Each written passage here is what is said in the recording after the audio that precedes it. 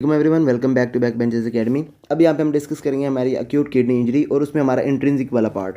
अब हमारे क्या है, आपने पहले देख लिया हमारे जो प्री रीनल हमारे किडनी से पहले पहले अगर कोई प्रॉब्लम आ जाए तो उसके अंदर हमारे जो है क्या कैसे हमारा बन जाता है और हमें क्या क्या चीज़ें नज़र आती हैं। अब फॉर एग्जाम्पल हमारी प्रॉब्लम आ गई हमारी किडनीज़ के अंदर ही। अब एक्यूट किडनी इंजरी का मतलब ये होता है कि आपकी जो है डिक्लाइन इन रीनल फंक्शन। अब रीनल फंक्शन आपका पहले से हो सकता है या फिर आपकी किडनीज़ के अंदर हो सकता है। किडनीज़ का नॉर्मल काम क्या है कि इन्होंने हमारा जो है यूरिन को प्रोड्यूस करना है और वो हमारा क्या कर रही होती है, इसके अंदर हमारा जीएफआर फिल्टर करके आपका जीएफआर प्रोड्यूस कर रही होती हैं और फाइनली हमारा यूरिन प्रोड्यूस कर रही होती हैं। अब सारे केसेस में हमारा क्या हो जाएगा, हमारा जीएफआर जो हमारा कम हो जाएगा। अब क्या हो जाएगा, जीएफआर के कम होने की वजह से आपका वहाँ पे ब्लड फिल्टर नहीं होगा। आपके जो केमिकल्स हैं जो हमारे प्रोड्यूस हो रहे हैं मेटाबॉलिक वेस्ट वगैरह, वो हमारे क्या हो जाएंगे, हमारे ब्लड के अंदर ही रहना शुरू हो जाएंगे और इसकी वजह से हम कहेंगे हमारा जो पेशेंट है उसके अंदर हमारा एजोटीमिया हो रहा है। एजोटीमिया की वजह से पेशेंट को आपको वहाँ पे सिम्टम्स आ रहे होंगे। अब अगर हम बात करें यहाँ पे हमारे किडनीज़ की, तो किडनीज़ भी हमारा आ सकता है यहाँ पे हमारा ट्यूब्यूल्स वाला पोर्शन जहाँ से हम रीअब्जॉर्प्शन वगैरह करवा रहे थे, या फिर उसके अलावा उसकी इंटरस्टिशियम या फिर ग्लोमेरुलस जहाँ से आपका ब्लड जो हमारा पास कर रहा होता है। अब ग्लोमेरुलस के बारे में आपने याद रखना है कि यहाँ पे आपका नेगेटिव चार्ज होता है, उसके बाद हमारे जो हम स्मॉल पोर्स होते हैं वहाँ पे, जिसकी वजह से आपके लार्ज मालिक्यूल्स वगैरह आपके, और उसके बाद हमारे नेगेटिव चार्जेस जो हैं वो हमारे नहीं जा सकते यहाँ पे। इसके अलावा आपके ट्यूब्यूल्स में हम क्या कर रहे थे, मैक्सिमम रीअब्जॉर्प्शन करवा रहे होते हैं। ट्यूब्यूल्स के अंदर कोई प्रॉब्लम आ जाएगी तो हमारी क्या है, रीअब्जॉर्प्शन नहीं होगी। अब सबसे पहले यहाँ पे इसकी ना ये, उसके अलावा हमारी ये इसकी वेसल्स के अंदर कोई प्रॉब्लम आ सकती है। अब अगर बात करें यहाँ पे हमारे ट्यूब्यूल्स की, तो ट्यूब्यूल्स में सबसे पहले उन्होंने बताई हमारी एक्यूट ट्यूबुलर नेक्रोसिस। नेक्रोसिस का मतलब ये है कि आपके सेल्स जो हैं आपके डैमेज होंगे, और वो हुए कहाँ पे, आपके ट्यूब्यूल वाले पोर्शन पे। अब सेल आपके डैमेज हो गए, आपके सेल डाई हो जाएंगे। सेल डाई हो जाएंगे वहाँ पे अब क्या हो जाएंगे, फॉर एग्जांपल ये आपका यहाँ ये हमारा ग्लोमेरुलस है, ये पे हमारा ये प्रोक्सिमल वाला पोर्शन है। अब यहाँ पे आपके जो सेल डेड हुए ना यहाँ पे आपके, अब ये हो सकते हैं आपके बिकॉज ऑफ इस्कीमिया और बिकॉज ऑफ नेफ्रोटॉक्सिन। इस्कीमिया का क्या मतलब है कि मतलब आपका जो है पेशेंट है उसके अंदर हमारा प्री रीनल एजोटीमिया था, उसकी तरफ ब्लड कम आ रहा था, किडनीज़ की तरफ ब्लड, अब उसके सेल्स को कम मिल रहा था, तो अब वहाँ पे उनको न्यूट्रिशन नहीं मिलेगी तो आपके डेड हो जाएंगे। अब उस वो ये आपका जो होगा इस्कीमिया वाला, ये आपका होगा because of pre renal azotaemia. या फिर आपका पेशेंट है उसके अंदर हमारा हो गया नेफ्रोटॉक्सिक। अब उसने पेशेंट ने जो है नेफ्रोटॉक्सिन्स लिए हैं, जिसके अंदर आ सकती है हमारी हैवी मेटल्स आ सकती हैं, या फिर उसके अलावा हमारा अमाइनो ग्लाइकोसाइड्स आ सकती हैं, डाई आ सकती है। डाई आपने याद रखनी है लाजमी, मतलब हमारे जो है पेशेंट उसके अंदर जब हम उसके करवा रहे होते हैं कंट्रास्ट में क्या होता है, पेशेंट को हम डाई दे रहे होते हैं। तो अब ये जो डायज होती हैं ये हमारी क्या होती हैं, हमारा पेशेंट जो है उसके अंदर ये एक्यूट ट्यूबुलर नेक्रोसिस करवाती है, हमारी नेफ्रोटॉक्सिक होती हैं। अब ये हमारे सेल्स को डेड करवाएंगी। अब जैसे ही आपके किसी भी मतलब हमारे तरीके से हमारे जो है ये हमारे सेल्स डेड हुए, अब ये क्या करेंगे, आपके यहाँ पे ऊपर की तरफ आना शुरू हो जाएंगे और फाइनली ये क्या कर देंगे, यहाँ पे एक ना प्लग सा बना देंगे। प्लग बना के अब ये क्या कर देंगे, वहाँ पे जो इसका हमारा यूरिन फ्लो हो रहा था ना यहाँ से, उसको ये ब्लॉक कर देंगे। अब आपका यहाँ पे प्लग बना, अब आपका यूरिन यहाँ से नॉर्मली पास नहीं कर पा रहा, तो अब क्या हो जाएगा, आपका ये जो है ना, मतलब हमारा जो ब्लड है ना वो हमारा हो रहा होता है हाई प्रेशर से हमारा आ रहा होता है लो प्रेशर की तरफ। अब इस केस में क्या हुआ, प्लग बना, प्लग बनने की वजह से हमारा जो ब्लड है यहाँ पे भी आपका, यहाँ पे ट्यूब्यूल के अंदर भी आपका जो है हाई प्रेशर जनरेट हो गया। अब हमारा प्रेशर, हमारा जो मतलब फ्लूइड हमने पास करवाना है, हमारा जो ब्लड बन रहा है वहाँ पे ब्लड फिल्टर हो रहा है, वो हमारा हाई प्रेशर से हाई प्रेशर की तरफ जा रहा है। तो अब यहाँ पे एक तरह की इसको रेजिस्टेंस मिल गई, तो अब हो जाएगा क्या, हमारा जो जीएफआर है वो हमारा कम हो जाएगा, क्योंकि हमारा जो है यहाँ से ब्लड नॉर्मली फिल्टर नहीं हो पा रहा, तो जीएफआर कम हो जाएगा। जीएफआर के कम होने की वजह से अब यहाँ पे ऑब्स्ट्रक्शन हुई है, ऑब्स्ट्रक्शन की वजह से हमारा जीएफआर कम हुआ। अब बैक फ्लो हमारा बढ़ेगा, बैक फ्लो बढ़ेगा तो हमारा जो पेशेंट है उसके अंदर हमें हाइपरटेंशन, या फिर इसके अलावा हाइपरटेंशन की वजह से हमारा जो है ये रेटिनोपैथीज़ वगैरह इस तरह के आपको सिम्टम नज़र आ जाएंगे। या फिर आपके यहाँ पे फ्लूइड जो है वो आपका पीछे की तरफ आपका बढ़ रहा है, तो आपको एसाइटीज़ वगैरह इस तरह के सिम्टम्स भी आपको इसके अंदर नज़र आ जाएंगे। ये जो जो सारी यहाँ पे हमारी लिखी हुई हैं, सारों में हमने क्या करना है, अपना जीएफआर को कम करवाना है। सबसे पहले बात करते हैं यहाँ पे हमारी एक्यूट ट्यूबुलर नेक्रोसिस की, वही आपका हो गया, आपका वहाँ पे प्लग बना और उसने क्या कर दिया, आपके जीएफआर को कम कर दिया। इस्कीमिया की वजह से हो सकता है, नेफ्रोटॉक्सिन में हो सकता है। अब नेफ्रोटॉक्सिन में एक और चीज़ है, वो ये है आपकी यूरिक एसिड। अब यूरिक एसिड जो है ये क्यों इंपॉर्टेंट है, क्योंकि आपका यूरिक एसिड तो एक फॉर एग्जाम्पल अगर पेशेंट है उसके अंदर गाउट है, गाउट में भी उसका यूरिक एसिड प्रोड्यूस हो रहा है, तो ये भी आपका जो है उसके अंदर मतलब एक्यूट किडनी इंजरी करवा सकता है। या फिर इसके अलावा अगर आपका पेशेंट है उसको आपने कीमोथेरेपी लगाया हुआ है, कीमोथेरेपी भी जब आपका पेशेंट होता है तो उसमें क्या हो जाता है, आपका जो कीमोथेरेपी, तो आपका जो सेल्स हैं वो आपके डाई हो रहे होते हैं। डाई होने की वजह से वहाँ पे हमारा जो है यूरिक एसिड ज़्यादा प्रोड्यूस हो रहा होता है। अब यूरिक एसिड ज़्यादा प्रोड्यूस हो रहा है तो मतलब ये है कि आपकी किडनीज़ की तरफ ज़्यादा आ रहा है, तो अब वहाँ पे जो है आपका पेशेंट जो है उसके अंदर ज़्यादा चांसेस होते हैं कि वो हमारा ट्यूबुलर नेक्रोसिस की तरफ चला जाए। अब इसके अलावा आपका जो अगर ये तो हमारा हो गया एक्यूट ट्यूबुलर नेक्रोसिस, अगर आपके जो है इंटरस्टिशियम के अंदर प्रॉब्लम आ जाए। अब इंटरस्टिशियम में क्या होता है, आपके जो है ये नेफ्राइटिस हो जाए, इन्फ्लेमेशन हो जाए। इन्फ्लेमेशन के केस में क्या हो जाएगा, यहाँ पे हमारे जो है इम्यून सेल्स आना शुरू हो जाएंगे, जिसमें हमारे इसिनोफिल्स या फिर नेट्रोफिल्स वगैरह वो हमारे आ जाएंगे। अब जैसे ही हम यहाँ पे ये इन्फ्लेमेशन हुई, इन्फ्लेमेशन के केस में वहाँ पे क्या करेंगे, वहाँ पे हमारे केमिकल्स वगैरह रिलीज़ करवा रहे होंगे। केमिकल्स क्या करेंगे, हमारे सेल्स को डैमेज करेंगे। अब ये जो होती है ना हमारी एक्यूट इंटरस्टिशियल नेफ्राइटिस, ये होती है मोस्ट ऑफ द टाइम हमारी मेडिकेशंस की वजह से। और अब इसमें क्या हो जाएगा, अगर आपका पेशेंट जो है उसको आपने इन्फॉर्मेशन को ट्रीट नहीं किया, अब वो आपके केमिकल्स वहाँ पे रिलीज़ हो रहे हैं, आपके सेल्स को ज़्यादा डाई करेंगे, सेल्स आपके डाई हो जाएंगे, तो आपका पेशेंट जो है उसके अंदर रीनल पैपिलरी जो है वो नेक्रोसिस हो जाएगी। उसके बाद ये आपकी जो इंटरस्टिशियम है, इंटरस्टिशियम के साथ हमारी पड़ी हुई वहाँ पे हमारी ये हमारा ग्लोमेरुलस। अब ये क्या करे, आप अगर इंटरस्टिशियम के अंदर कोई प्रॉब्लम आ गई तो आपके ये है कि आपके ये जो है ग्लोमेरुलस के अंदर भी प्रॉब्लम्स का काज करवा सकता है। अब इस केस में जो है आपका पेशेंट जो उसके अंदर आपको हिमाचूरिया या फिर प्रोटीन यूरिया वगैरह भी आपको नज़र आ जाएगा। बाकी यहाँ पे एक और चीज़ इंपॉर्टेंट वो ये है कि आपको जो आपका ये हमारा रीनल पेपिलरी हो जाएगा ना नेक्रोसिस, उसमें आपको वहाँ पे ये हमारा जो है क्या कहते हैं इसे, हमारा फ्लैंक पेन वगैरह वो भी आपको वहाँ पे नज़र आ रहा होगा। अब इसके बाद यहाँ पे आ जाते हैं हमारे ग्लोमेरुलस के पास। अब ग्लोमेरुलस में आपकी जो अगर प्रॉब्लम आ सकती है, वहाँ पे आपकी इन्फ्लेमेशन हो सकती है। अब ग्लोमेरुलोनेफ्राइटिस हो सकती है आपकी, वो हो सकती है आपकी अगर पेशेंट है उसके अंदर आपका गुड पॉस्चर सिंड्रोम हो, या फिर उसके अलावा आईजी नेफ्रोपैथी हो, या फिर इसके अलावा कोई और प्रॉब्लम आपकी ऑटो इम्यून कोई भी प्रॉब्लम आ जाए, एसएलई हो जाए पेशेंट के अंदर, या फिर इसके अलावा कोई और प्रॉब्लम आ जाए। अब क्या हो जाएगा, आपका जो है ग्लोमेरुलस के ऊपर आपके ये हमारे जो एंटीजन एंटीबॉडी कम्प्लेक्सेस हैं वो आपके आके डेपोजिट हो जाएंगे। अब वहाँ पे एंटीजन एंटीबॉडी अगर आपके कम्प्लेक्स बन रहे हैं, वो क्या करेंगे, आपके वहाँ पे एक्टिवेट करेंगे हमारे कॉम्प्लीमेंट को। कॉम्प्लीमेंट एक्टिवेट होंगे, वो क्या करेंगे, हमारे जो है ये कीमो अट्रैक्टेंट्स वगैरह रिलीज़ करेंगे, और मैक्रोफेज और उसके बाद न्यूट्रोफिल वगैरह को वहाँ पे अट्रैक्ट करेंगे। वहाँ पे आप आ जाएंगे, हमारे ये इन्फ्लेमेशन करवाएंगे। अब ये हमारे मैक्रोफेजेस और न्यूट्रोफिल्स वगैरह क्या आएंगे, आपके केमिकल्स वगैरह रिलीज़ करवाएंगे और इन्फ्लेमेशन करवाएंगे वहाँ पे। और उसके बाद आपका जो है पोडोसाइट वो आपके डैमेज हो जाएंगे। अब आपके पोडोसाइट्स डैमेज हुए, ग्लोमेरुलस ही आपका डैमेज हो गया। अब इसमें आपका नेगेटिव चार्ज होता है, उसके बाद आपके स्मॉल स्पेसिस होते हैं। अब क्या हो जाएंगे, आपकी ये नेगेटिव चार्ज भी आपका लॉस हो जाएगा, आपकी स्पेसिस जो आपकी स्मॉल थी अब आपकी लार्ज हो जाएंगी।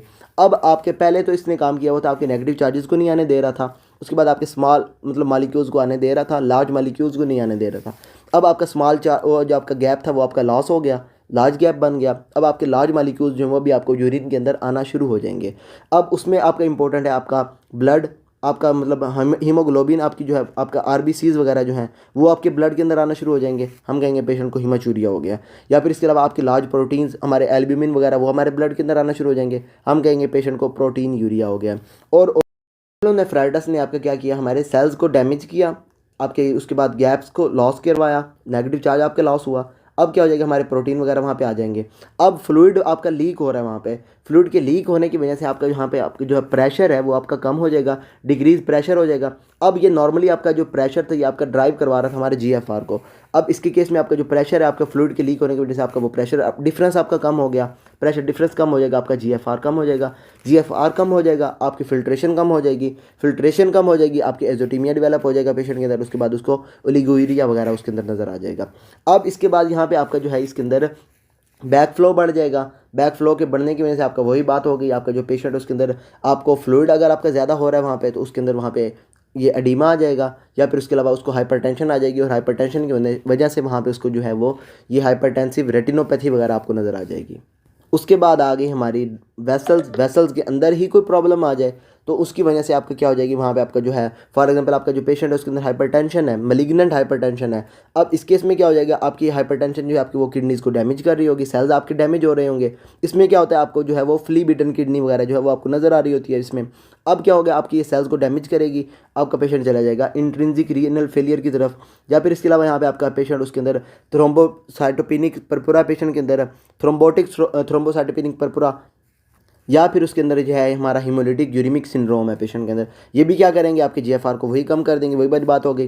या फिर आपकी इन्फ्लेमेशन हुई है, इन्फ्लेमेशन की वजह से आपका ल्यूमेन नैरो हो जाएगा, ब्लड आपका कम आएगा, जीएफआर कम हो जाएगा, आपका पेशेंट चला जाएगा ये इसके अंदर हमारा इंट्रिंसिक रीनल फेलियर की तरफ। अब ये सारा हो गया हमारा इसमें।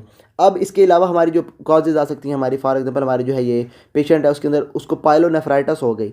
अब पाइलोनेफ्राइटिस में भी क्या हो जाएगी, आपकी इंटरस्टिशियम जो है वो आपकी उसकी इन्फ्लेमेशन हो जाएगी, बायलेटरल हो जाएगी, तो आपका पेशेंट जो है उसके अंदर वो ये इंट्रिंसिक रीनल फेलियर की तरफ चला जाएगा। या फिर इसके अलावा अगर पेशेंट के अंदर इंट्रिंसिक रीनल फेलियर हो जाए, सॉरी इसके अंदर पेशेंट जो है उसके अंदर इस्कीमिक ट्यूबुलर नेक्रोसिस हो जाए या फिर नेफ्रोटॉक्सिक ट्यूबुलर नेक्रोसिस हो जाए, तो वो भी आपका पेशेंट जो है वो इंट्रिंसिक फेलियर की तरफ चला जाएगा। ये सारा हो गया इसके अंदर। अब सारे में क्या हुआ, हमने क्या देखा, हमारा GFR जो हमारा वो कम हो रहा है। अब इसमें क्या था, हमारा ये फॉर एग्जांपल हमारे जो सेल्स है ना, वहाँ पे फॉर एग्जांपल हमारा भी ये प्लग, इसके एग्जांपल लेते हैं, प्लग आया यहाँ पे, प्लग के आने की वजह से आपका जो है GFR हमारा कम हो गया, GFR हमारा कम हो जाएगा। या फिर हमारा जो है यहाँ पे हमारे सेल्स जो है हमारे, सॉरी यहाँ पे सेल्स की ही एग्जांपल लेते हैं, सेल्स आपके डैमेज हुए, सेल्स के डैमेज होने की वजह से आपके जो सेल्स हैं वो आपके नॉर्मल फंक्शन नहीं कर रहे। अब सेल्स का नॉर्मल काम क्या था, इन्होंने जो है आपका वो रीअब्जॉर्प्शन करवानी होती है, वहाँ पे रीअब्जॉर्प्शन नहीं हो रही होगी इस केस में, तो आपका जो है वहाँ पे जो आपकी चीज़ें जो हमने रीअब्जॉर्ब करवानी थी वो आपके यूरिन के अंदर आना शुरू हो जाएंगी। तो सबसे पहले आपका जो वाटर है हमारा वो हम रीअब्जॉर्ब नहीं करवाएंगे, वाटर आपका किडनीज़ के अंदर आ जाएगा, आपका यूरिन के अंदर आ जाएगा, आपकी ऑस्मोलैलिटी कम हो जाएगी। ऑस्मोलैलिटी के साथ साथ हमारा जो सोडियम है, सोडियम को हम रीअब्जॉर्ब करवा रहे होते हैं। अब इस केस में आपकी क्योंकि आपके सेल्स के अंदर डिफेक्ट आ गया है, सेल्स आपके प्रॉब्लम कर रहे हैं, तो अब आपकी वो चीज़ें आपकी रीअब्जॉर्ब नहीं होंगी, आपकी सोडियम भी है आपकी यूरिन के अंदर आना शुरू हो जाएगी, और सोडियम इस केस में आपकी जो यूरिन के अंदर है वो आपकी मोर देन 40 हो जाएगी। अब बात करेंगे यहाँ पे हमारी FeNA की, वो हमारा क्या होता है, वही हमें पहले पता है हमारा क्या होता है, sodium excreted over sodium filtered. अब इस केस में क्या हो जाएगी, हमारी एक्सक्रीट ज़्यादा हो रही है तो हमारी जो है FeNA भी हमारा बढ़ जाएगा और हो जाएगा मोर देन 2। इसके बाद हमारा आ जाता है हमारे BUN। अब इस केस में क्या हो रहा है, हमारा जो है वो हमारा कम हो जाएगा। अब इसकी क्या प्रॉब्लम है, वही हमारा जो हमने पहले बताया था आपको कि आपका जो है प्रॉक्सिमल कन्वर्टर ट्यूब्यूल या फिर हमारे जो किडनीज़ के जो सेल्स हैं, इसके का नेफ्रॉन का काम क्या है, इसने जब सोडियम और उसके बाद हमारा वाटर जो है इसको रीअब्जॉर्ब करवा रहा होता है, इसके साथ साथ ये क्या करता है, हमारी यूरिया को भी रीअब्जॉर्ब करवाता है, जिसकी वजह से हमारी जो यूरिया भी हमारी यूरिन के अंदर, सॉरी हमारे ब्लड के अंदर आ जाती है। अब क्या है, जब सोडियम को भी रीअब्जॉर्ब नहीं करवा रहा, वाटर को भी रीअब्जॉर्ब नहीं करवा रहा, अब क्या है, हमारी जो सोडियम, हमारी जो ये यूरिया है ये भी हमारी रीअब्जॉर्ब नहीं करवाएगा और वो भी हमारी यूरिन के अंदर चली शुरू हो जाएगी। आपकी जो है अगर हम बात करेंगे यहाँ पे हमारी सीरम यूरिया, हमारी ये यूरिया की BUN की, तो इस केस में आपका जो है BUN आपका कम हो जाएगा क्योंकि हम उसको लॉस करवा रहे हैं। और अगर बात करेंगे हम BUN टू क्रेटिनिन रेशो की, तो वो आपकी हो जाएगी कम, और कम भी कितनी होगी आपकी, लेस देन 15:1 हो जाएगी आपकी इस केस में।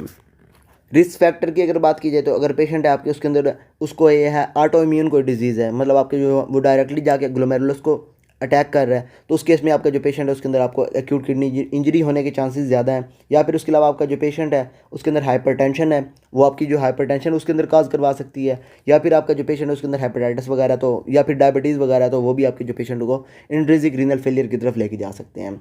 अब इसके बाद अगर बात करें हम साइन एंड सिम्टम्स की, तो मैंने आपको पहले बताया, सबसे पहले तो आपका जो है उसके अंदर आपको ओलिगोयूरिया आपको नज़र आ रहा होगा, ओलिगोयूरिया आ रहा होगा। उसके बाद आपका जो पेशेंट है उसके अंदर फ्लैंक पेन आ जाएगा, हाइपरटेंशन वगैरह आ जाएगी, हाइपरटेंसिव रेटिनोपैथी वगैरह आपको आ जाएगी।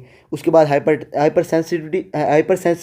सेंसिटिविटी हो रही है यहाँ पे, तो उस केस में जो आपका पेशेंट उसके अंदर आपको रैश, फीवर, उसके बाद जॉइंट स्वेलिंग वगैरह आपको नज़र आ जाएगी इसके अंदर। या फिर आपका जो पेशेंट है उसके अंदर ओवरऑल क्या हो रहा है, GFR कम हो रहा है, केमिकल्स हमारे सेल्स के हमारे ब्लड के अंदर बढ़ रहे हैं, एजोटीमिया डेवलप हो रहा है। एजोटीमिया की वजह से वहाँ पे आपको कन्फ्यूजन, नोजिया या फिर ब्लीडिंग वगैरह, या फिर आपका लॉस ऑफ एपेटाइट वगैरह, इस तरह के आपको सिम्टम वहाँ पे नज़र आ जाएंगे। उसके अलावा लैब रिजल्ट्स में अगर आपका पेशेंट है उसके अंदर हमारा हो रहा है ग्लोमेरुलोनेफ्राइटिस, उस केस में जो है आपके जो है RBCs वो भी आपके सेल्स, मतलब आपके यूरिन के अंदर आपको आ जाएंगे, RBC कास्ट आपको नज़र आ जाएगी। या फिर आपके जो हम कहेंगे आपके जो पेशेंट है उसके अंदर हमारा डिस्मॉर्फिक RBCs वगैरह आपको नज़र आ रहे हैं। या फिर अगर आपका पेशेंट है उसके अंदर हमें आ रहे हैं ये WBC कास्ट, ये आपकी हो जाएगी एक्यूट इंटरस्टिशियल नेफ्राइटिस है, इन्फ्लेमेशन हुई है वहाँ पे आपके जो WBCs हैं वहाँ पे आपके आए हुए होंगे। या फिर आपका जो पेशेंट है उसके अंदर एक्यूट ट्यूबुलर नेक्रोसिस है, इस केस में आपका जो है वहाँ पे आपको ब्राउन ग्रैनुलर कास्ट आपको नज़र आ जाएगी। और उसके बाद अगर आपका जो पेशेंट है उसके अंदर पाइलोनेफ्राइटिस है, पाइलोनेफ्राइटिस के केस में भी आपको WBC कास्ट आपको नज़र आ जाएगी। या फिर अगर आपका जो पेशेंट है उसके अंदर नेफ्रोटिक सिंड्रोम है तो आपको फैटी कास्ट वगैरह आपको वो नज़र आ जाएगी। उसके अलावा आपको यहाँ पे इसिनोफिलिया वगैरह इस तरह के सिम्टम्स भी, इस तरह की चीज़ें भी आपको ब्लड एनालिसिस के अंदर आपको नज़र आ सकती हैं। और बाकी बात करेंगे यहाँ पे ट्रीटमेंट की, तो ट्रीटमेंट आपका बिल्कुल सिंपल सा है। आपने क्या करना है, अपने पेशेंट को कंट्रास्ट वगैरह की वजह से अगर हो रहा है तो आपने पेशेंट को कंट्रास्ट वगैरह नहीं देने, और उसके साथ साथ आपने जो है उसको प्लेंटी ऑफ फ्लूइड्स देने हैं। अगर पेशेंट के आपने देखिए क्रिएटिनिन वगैरह आपकी बढ़ी हुई है तो पहले तो आपने कंट्रास्ट देने ही नहीं, लेकिन अगर आपने दे दिए, अभी आपने क्या करना है, अगर आपका नॉर्मल भी है तो उसमें भी आपने क्या करना है, उसको प्लेंटी ऑफ फ्लूइड्स वगैरह दे देने हैं। या फिर इसके अलावा अगर आपकी ये ड्रग्स की वजह से हो रही है तो आपने क्या करना है, नेफ्रोटॉक्सिक ड्रग्स जो है हमारी उसको हमने रोक देना है ताकि पेशेंट जो इसके अंदर ये किडनी इंजरी ही ना हो। उसके बाद अगर पेशेंट के अंदर पायलोनेफ्राइटिस हो रही है तो हम उसको यहाँ पे एंटीबायोटिक्स वगैरह दे देंगे। और उसके बाद अगर जो पेशेंट है उसके अंदर हमारे ये जो ग्लोमेरुलोनेफ्राइटिस है वो हम एटियोलॉजी की बेसिस पे उसको ठीक करेंगे। अगर पेशेंट है उसके अंदर हम मतलब उसके ये जो लैब रिजल्ट्स वगैरह हैं उसके ठीक नहीं हो रहे तो हम उसको जो है डायलिसिस पे लगा देंगे। तो इसके अंदर भी यही था। अगर आपको इसके अंदर कोई भी प्रॉब्लम हो then you can ask me and till then अल्लाह हाफिज़।